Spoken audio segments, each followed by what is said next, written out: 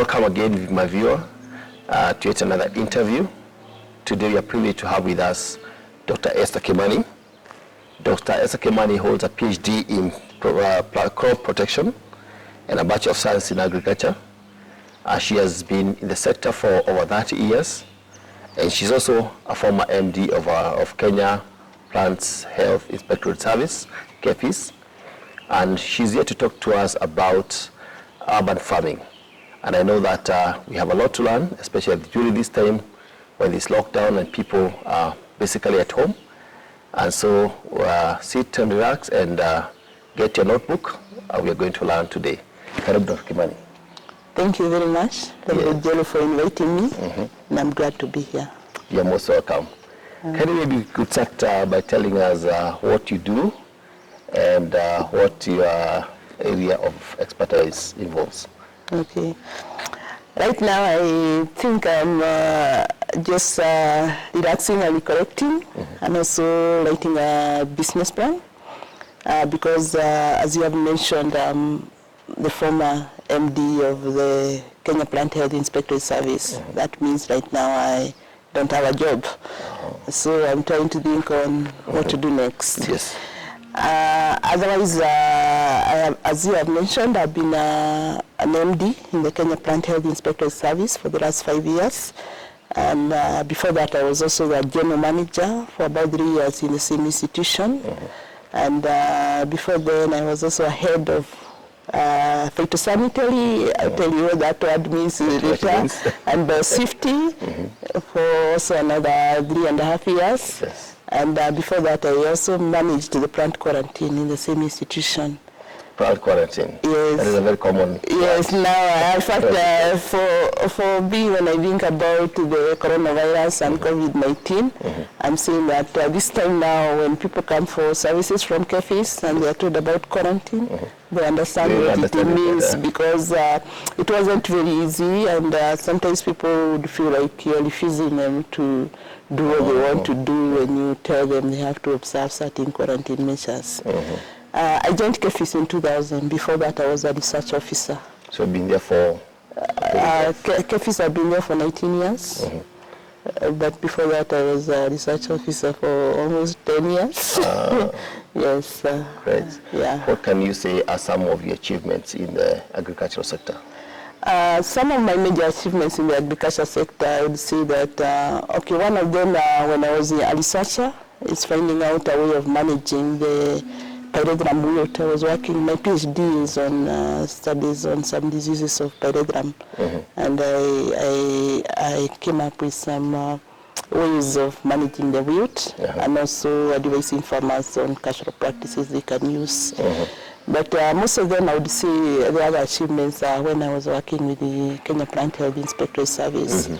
And through our collaboration with our development partners, we were able to establish laboratories for testing, and especially plant diseases at the plant quarantine station, where we collaborated with the US, and we were able to set up laboratories, high-status laboratories for testing diseases. I think in Africa we don't have such a laboratory for plant health. You only have one in Kenya? Yes, that is can really be called a center of excellence, and especially in the regulatory service agencies. And then also at the plant, at the head office also, we established a laboratory for testing food safety. We wrote a proposal, which I was pushing together, working with the Ministry of Trade, and we were funded, and also the government of Kenya also funded. And through also collaboration with donors, we've been able to equip those laboratories, both of the ones for the plant health and also for the testing the food safety. And also we have another one for testing the quality of the seed in Nakuru. And we were able to equip it properly. Yeah, and those laboratories are recognized as centers of excellence. Yeah, for testing. Wow, those are serious achievements. Yes. And then also building capacity of the staff. Because I realize that you can have all those equipments, but if you don't have staff who can do the job properly, the human resource. Yeah, the human resource, then can't achieve much. In fact, that is one of the greatest challenges we have in many institutions. You may have all the equipments, but no one is working on them. So the staff we were working with are also very competent and recognized almost all over the world.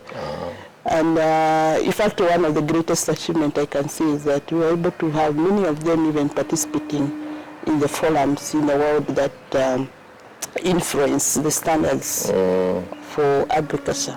Wow. Yes. Wow, that's not an achievement. Yes. And we want to congratulate you for the good work Yeah. and your contribution to the agriculture sector. Yes. But you're here today to talk to us about urban farming. Yes. Maybe you can start by telling us what urban farming is. Urban farming, I think, urban, I guess, is the cities or places that have got high populations, and then farming is farming in those areas. So you can imagine what it is like. You can imagine it's places where you don't have those large tracts of land, and you have to farm and produce food.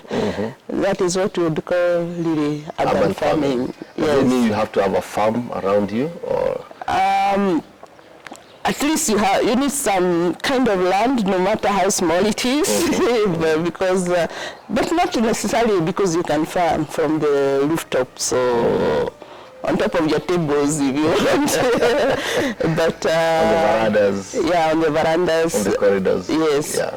But though, of course, when we talk about urban farming, I'm used now to getting people to do farming for a business, not just for eating.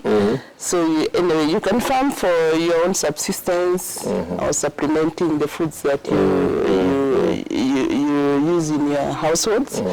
But maybe more when you talk about urban farming, you also want to tell people that you can make money out of farming, through urban farming.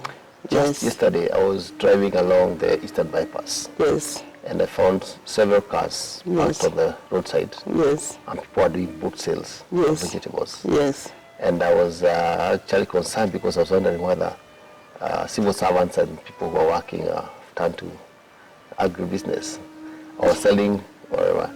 Yes. Then they told me they're getting the food from their kitchen farms. And is that what you're calling urban farming?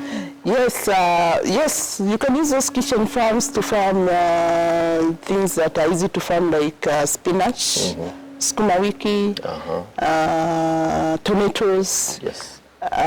Depending, you can choose the crop that can help you to give you high yield that you can use for your household food, and also extras for marketing. But also you find that if you have got a bigger piece, like maybe even quarter an acre, even the eighth, you can get a greenhouse, because we also have what we call vertical farming, whereby you can put pipes and put nutrients on the food, but then you find on a wall of even 10 by 10 meters, you can get a lot of vegetables. Yeah. Maybe you can elaborate further on some of those ideas of urban farming. Because I hear you talk about vertical farming. Maybe this horizontal farming, I don't know. Yes. For horizontal farming is whereby maybe you have a big piece of land. There is a horizontal farming. Maybe you can use the term. Maybe you can use the term. But when you are just farming on the ground, maybe. But for you to make a lot of profit on that from just land, you really need. You may need a bigger piece of land. Though you can still be able to feed your family from a very small field of a piece of land. But for you to be successful, there are various things you need to observe. The nutrients. What nutrients are you putting into the farm? How is the soil? How are you managing your pests? So there's a lot of science. How do you do that? There's a lot of science on that. You actually, before you start your urban farming, you need to sit down first and plan, like any other business. First of all, think on what do you really want to do, and then let's say you want to grow a crop. Who wants it? Because first you decide, is it for sale or for your eating? For consumption. And then if it's for consumption, then you can decide how many, maybe how much do you need to plant, because you can plant and then you have got so much of it. And then if you are planting for sale, you need to know who are your customers, where are they, and especially if you are doing it as a business, you actually need to start by knowing which customers you are targeting and what they want, because you can grow things and then you have nowhere to take them. Okay. Yeah. I'm looking at a person who is on less than an eighth piece of land. Yes. What are those ideas that they can do, especially now that people are not accessing the market? Yeah. And sometimes you want to eat just from your garden. Yeah. What are some of these ideas that you'd share? Okay. If you have got less than an eighth of an acre, first of all, you still have to start by what do you really want and what kind of farming you want. Is it for yourself or for the business? If you decide this for a business, then you'd have to decide to search what kind of investments you need to put into place, because maybe you'd have to use technology for you to produce something that can give you profits. Yeah, so you may need to have maybe a greenhouse. You may have to invest in some technologies. I use difficult words like hydroponic or aeroponic technologies. For you can find them. You can find them. Maybe you can Google and just find them, and or ask the experts to advise you on how to do it.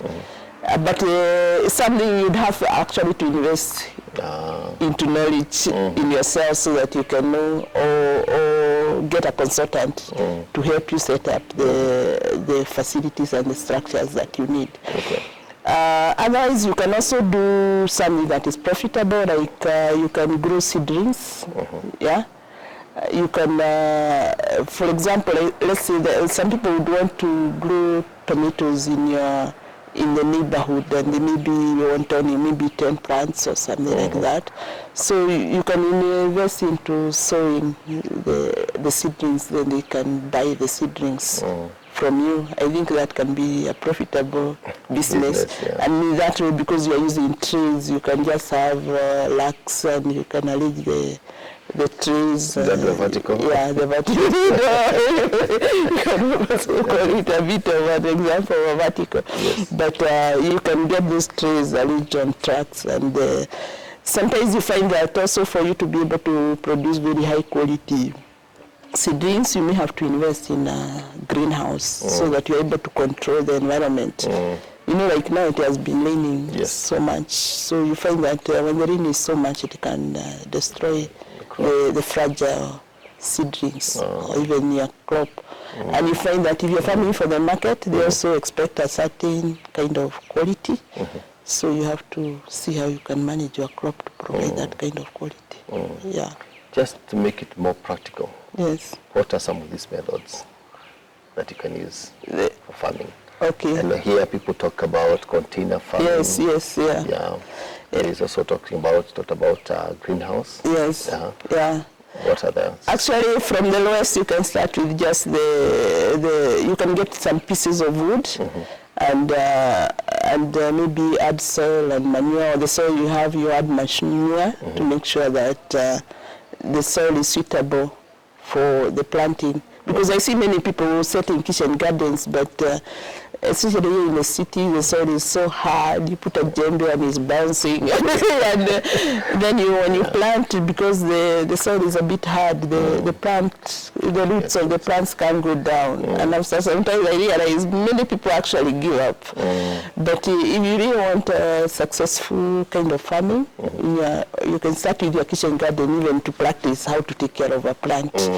And then, so you need maybe to make the soil suitable by adding maybe manure or compost, and then planting. You can, if your ground is too hard, you can modify a bit by putting just pieces of wood and then getting some soils and compost that you put into that, and then you can plant. Okay. Yes. It's compost is more of what is it? Plant materials mixed with the soil, and manure. And then, sometimes depending on now whether you find that your plants need fertilizer, you can also add the fertilizer such as DAP or NPK. These ones you can get from the agrovet. If you just say that to the agrovet. Do you also use pesticides? Pesticide, yes, but when you're doing the urban farming, because you are really there and controlling, you can try to restrict the use of pesticide or minimize as much as you can. Okay. Some people may choose to do organic farming, whereby you can use different methods. For managing the pests. The pests will be there, but the best way of managing pests is for you to just go checking on your plants very regularly, and then you first of all, when you are planting, for example, the tomatoes, try to find out what kind of pests attack tomatoes. Yes. And then when you're checking the plants, now you go and visit the plants in the garden and then you check around. Then anytime you see an onset of a pest, like the beetles that I have just seen here, because those beetles are very easy to control. You just pick it and crush it.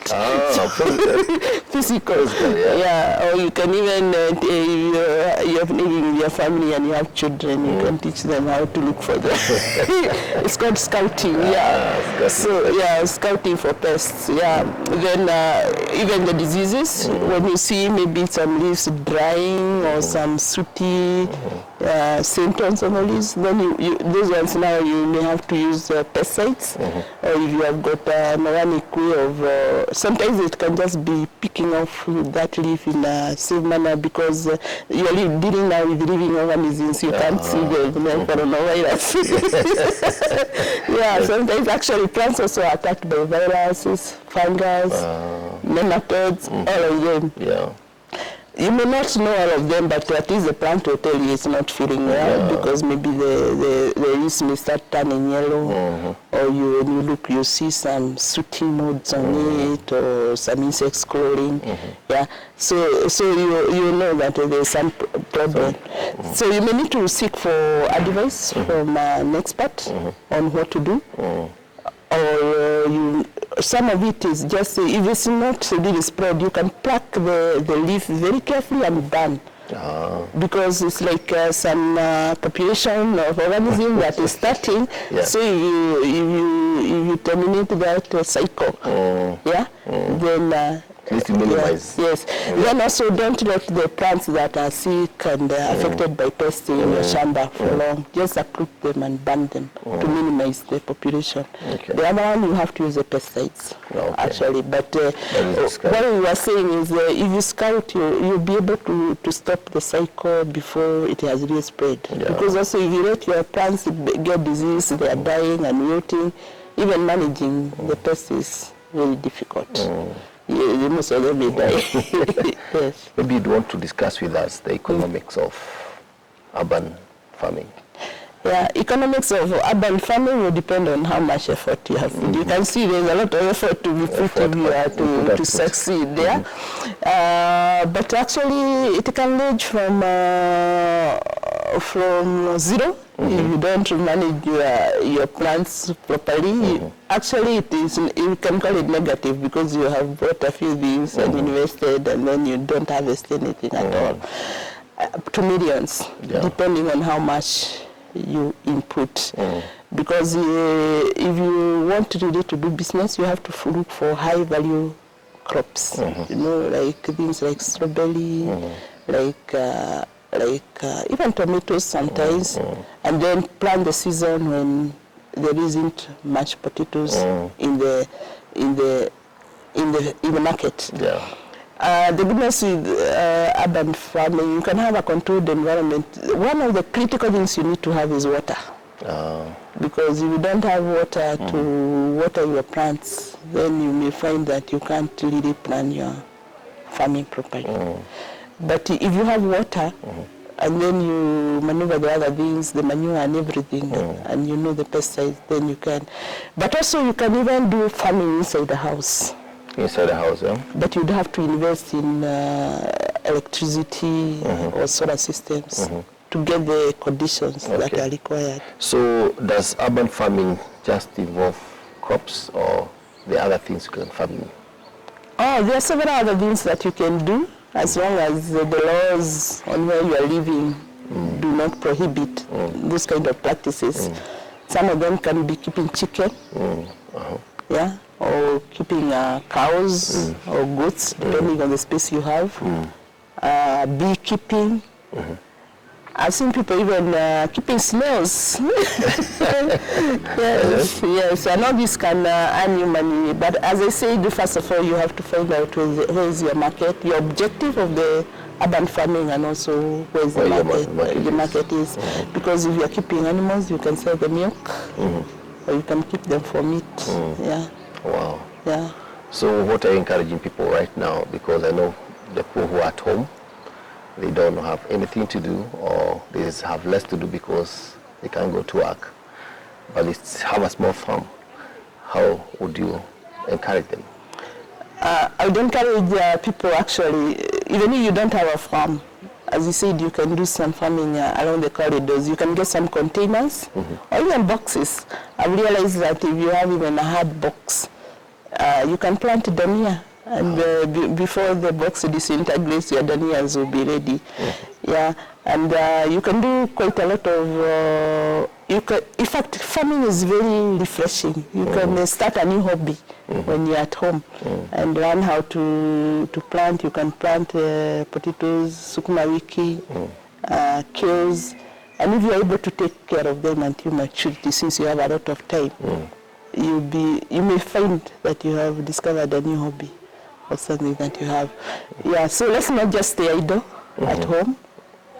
We can even reduce our kitchen budget by just planting some of those foods. Even if you have a space, you can even plant even guashe, sweet potatoes, or even potatoes. Yes, yeah. So urban farming has a lot of benefits.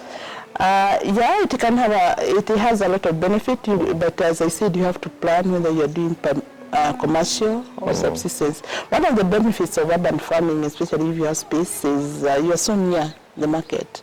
So you can assure your market fresh food all the time. And I'm sure your market involves also your neighborhood. Your neighborhoods, yes. So actually, if you want to start one, the best thing is if you have got those neighborhood meetings, you can just sell your ideas to the people, hear what they would wish to buy.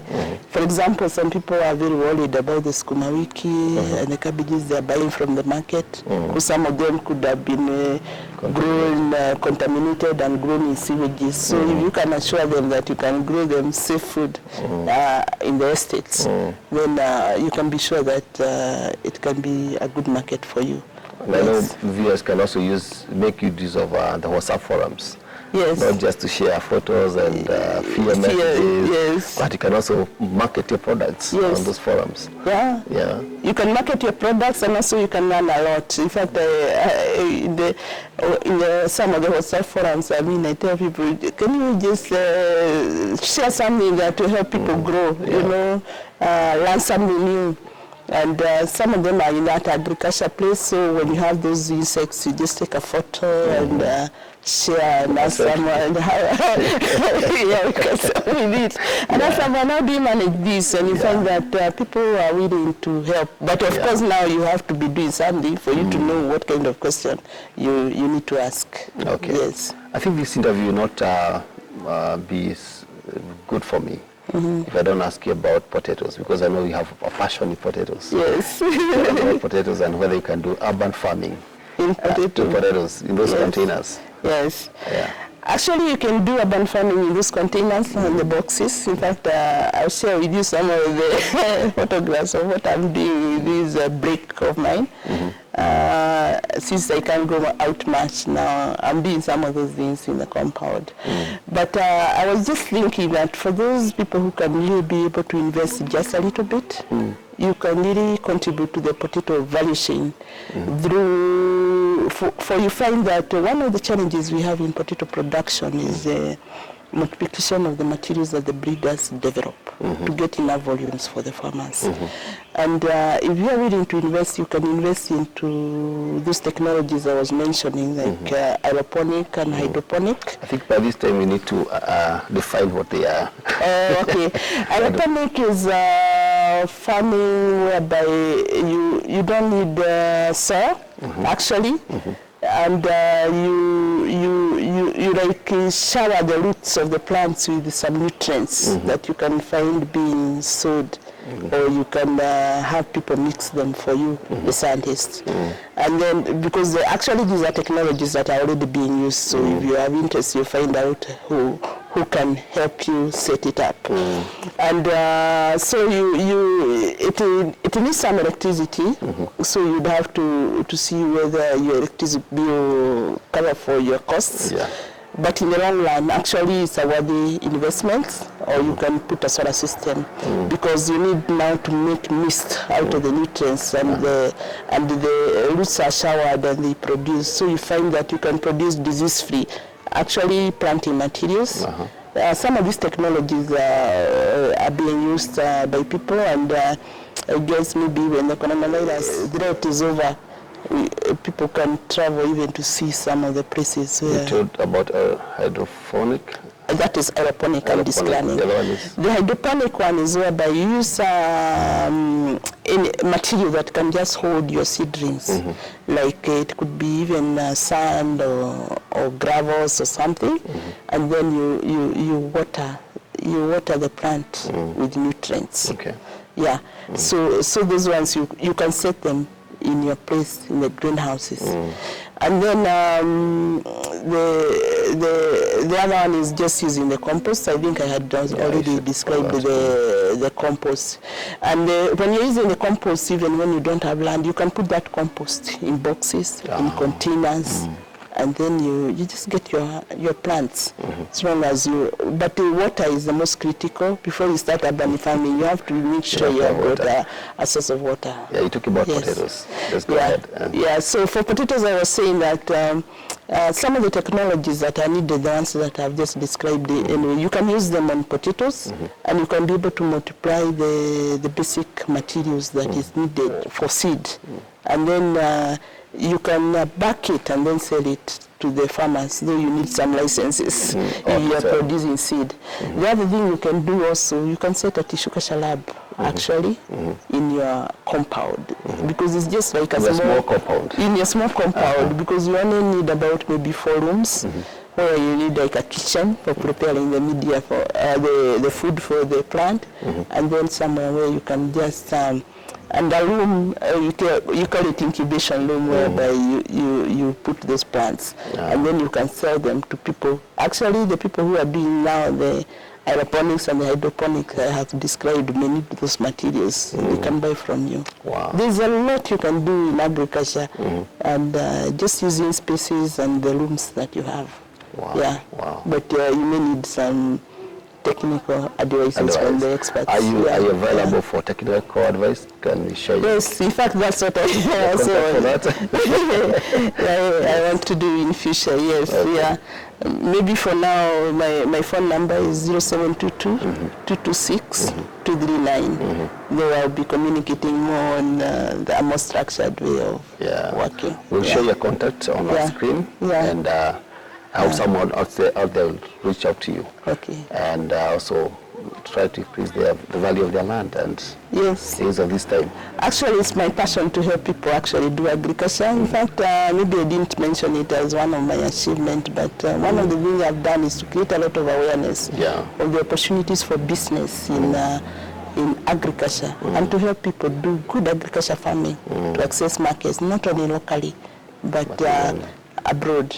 And even setting up that environment where the Kenyan products are really trusted. Out there. Yes. Okay, thank you very much. Thank you. So it's good having you today. And I know that someone out there will apply some of those tips of urban farming. And I would want to hear from you again. Maybe getting deeper into the commercial part of it. And I know you'll be available for us. So thank you for coming. May the Lord bless you. Thank you. And who is watching at home or wherever you are, may you apply some of these tips to increase your productivity in terms of your kitchen garden, and also to make use of the time that God has given you. Because this time is available just not to relax, but also to do something that you can count for it. So thank you for watching. God bless you. Thank you.